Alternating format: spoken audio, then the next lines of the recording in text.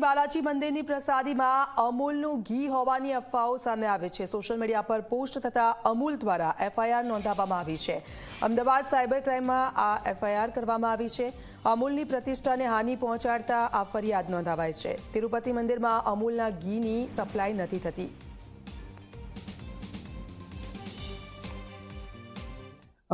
અમૂલને આ વિવાદ સાથે ખોટી રીતે જોડવામાં આવેલો હોવાથી અમુક સોશિયલ મીડિયા એકાઉન્ટ્સે આ પ્રકારનો ગેરમાહિતી અને દુષ્પ્રચાર કરી અને અમારી સાથે જોડાયેલા 36 લાખ ખેડૂત પરિવારોને અમૂલ બ્રાન્ડને નુકસાન કરવાનું જે દિનકૃત્ય કર્યું છે તેના વિરુદ્ધ અમદાવાદ ક્રાઇમ બ્રાન્ચ ખાતે અમૂલ ફેડરેશને એક એફઆઈઆર નોંધાવેલ છે।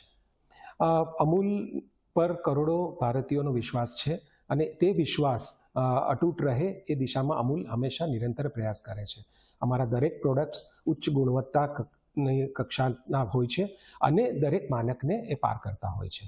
એટલે આમ કરોડો ઉપભોક્તાઓને પણ અમારે વિશ્વાસ આપવો છે કે અમૂલના દરેક પ્રોડક્ટ શ્રેષ્ઠ છે અને શ્રેષ્ઠ ક્વોલિટી અને શ્રેષ્ઠ ધારાધોરણ પ્રમાણે જ તેનું ઉત્પાદન થાય। તે માટે તો જે યોગ્ય કાર્યવાહી કરવી પડે તે અમૂલ વારંવાર કરે છે। કોર્ટ દ્વારા અથવા આ રીતે એફઆઈઆર નોંધાવીને પણ અમે તે લોકોને આ દિશાથી દૂર રહેવા માટે હંમેશા કહેતા રહીએ છીએ।